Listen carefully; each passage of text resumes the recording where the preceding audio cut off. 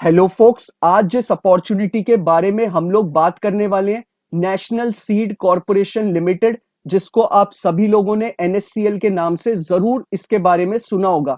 NSCL एक renowned public sector undertaking है। लगभग हर को इसके बारे में पता होता है। मैं आप लोगों को बताना चाहूंगा, जिस भी कैंडिडेट का इसके साथ एलिजिबिलिटी क्राइटेरिया मैच करता है, वो इस फॉर्म को जरूर फिलअप करें। ये अपॉर्चुनिटी एक्स्ट्रा ऑर्डिनरी अपॉर्चुनिटी है। मैं चाहूंगा जो भी ये वीडियो देख रहा है वो इस वीडियो को पूरा देखे, ताकि उसको कोई भी क्वेरी ना रहे इस फॉर्म के रिगार्डिंग, क्योंकि आपको फॉर्म फिलअप करने में किसी तरह की कोई गलती नहीं करनी है और ये फॉर्म अच्छे से फिलअप करना है, ताकि आप इस रिनाउंड पब्लिक सेक्टर अंडरटेकिंग का पार्ट बन पाए और जल्दी से जल्दी इस अपॉर्चुनिटी को ग्रैब कर पाए। मैं चाहूंगा आप लोग सब इस फॉर्म को जरूर फिलअप करें। हम इस पूरे डिटेल्ड एडवर्टाइजमेंट के बारे में बात करने से पहले एक इंपॉर्टेंट इंफॉर्मेशन वीडियो की स्टार्टिंग में शेयर करना चाहता हूं।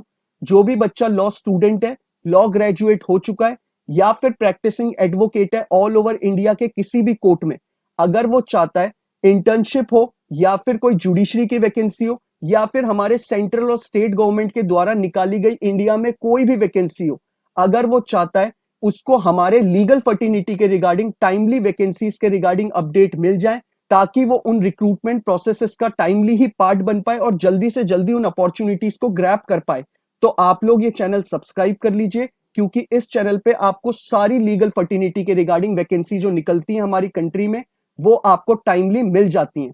तो मैं चाहूंगा जिस भी कैंडिडेट ने ये चैनल सब्सक्राइब नहीं कर रखा वो इसे जरूर सब्सक्राइब कर ले। अब हम इस पूरे डिटेल्ड एडवर्टाइजमेंट के बारे में बात कर लेते हैं। ये जो जॉब है ये आपकी नेशनल सीड कॉरपोरेशन लिमिटेड में है, जिसको आप सभी लोग एनएससीएल के नाम से जरूर जानते होंगे।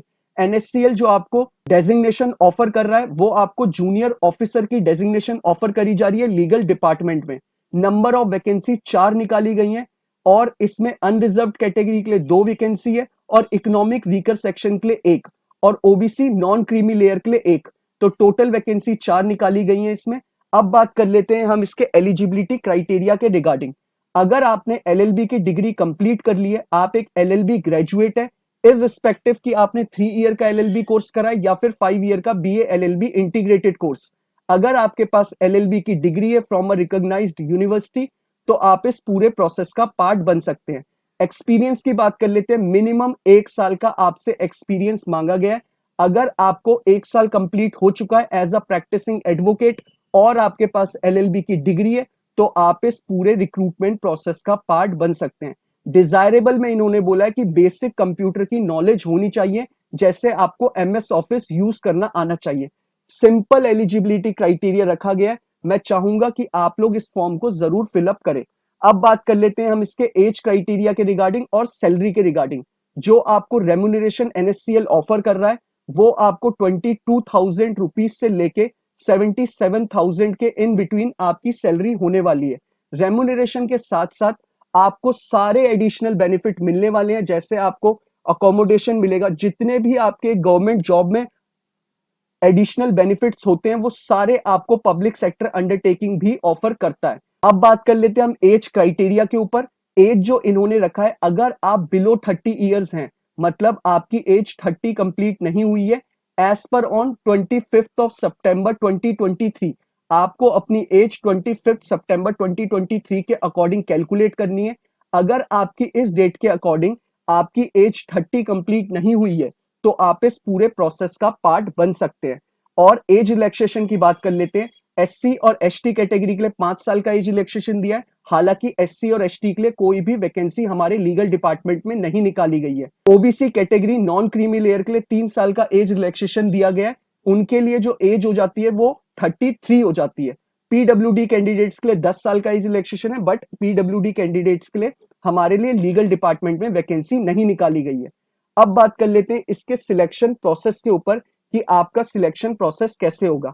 इसमें आपका रिटन एग्जाम कंडक्ट कराया जाएगा। रिटन एग्जाम अगर आप क्वालिफाई कर लेते हैं तो डायरेक्टली आपको डॉक्यूमेंट वेरिफिकेशन के लिए बुलाया जाएगा।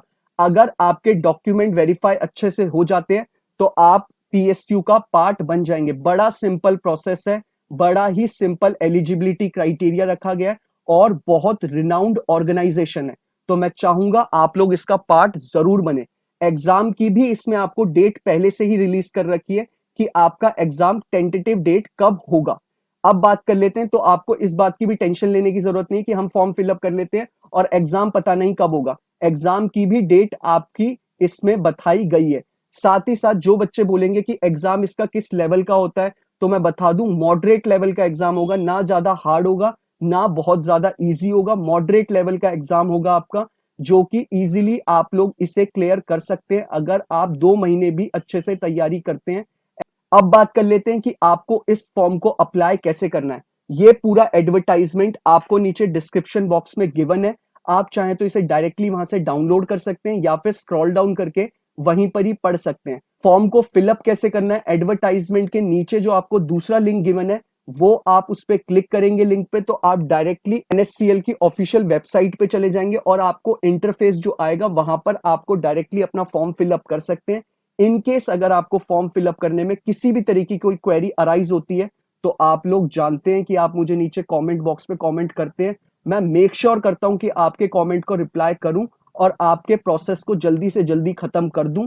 ये जो आपकी जॉब है कोई भी कॉन्ट्रेक्चुअल बेसिस की जॉब नहीं है, रेगुलर एम्प्लॉयमेंट है आपकी।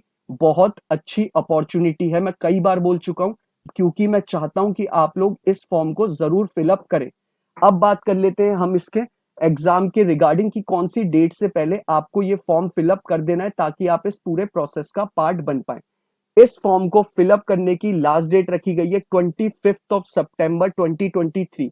बिफोर 25 सितंबर आपको ये फॉर्म फिलअप कर देना है, तभी आप इस पूरे रिक्रूटमेंट प्रोसेस का पार्ट बन पाएंगे। जो आपका कंप्यूटर बेस्ड टेस्ट होगा, जिसको आप लोग सीबीटी के नाम से जरूर जानते होंगे, ये एग्जाम आपका 10 अक्टूबर 2023 को रखा गया है। 10 अक्टूबर को आपका एग्जाम टेंटेटिव है, बट मोस्ट प्रोबेबली उसी डेट को कंडक्ट करा लिया जाएगा। तो आपको अपनी तैयारी 2 महीने में उतनी रखनी है कि आप ये फॉर्म निकाल पाए और इसका पूरे ऑर्गेनाइजेशन का पार्ट बन पाए। अब बात कर लेते हैं एप्लीकेशन फी के रिगार्डिंग कि इस फॉर्म को फिल करने के लिए एप्लीकेशन फी कितनी रखी गई है। 500 रुपीज की एप्लीकेशन फी रखी गई है। हमारे लिए ईडब्ल्यूएस कैटेगरी, ओबीसी और यूआर कैटेगरी के लिए फीस 500 ही है, क्योंकि ये एससी और एसटी के लिए कोई पोजीशन खाली है ही नहीं, इसलिए उनके लिए एप्लीकेशन फी बता के भी कोई फायदा नहीं है। इसलिए हमारे लिए जो एप्लीकेशन फी रखी गई है वो 500 रुपीज की है। आपको 500 रुपए पे करने पड़ेंगे इस पूरे रिक्रूटमेंट प्रोसेस का पार्ट बन पाने के लिए। अगर इस फॉर्म के रिगार्डिंग किसी भी तरह की कोई क्वेरी अराइज होगी, तो आप मुझे नीचे कमेंट कर दीजिएगा।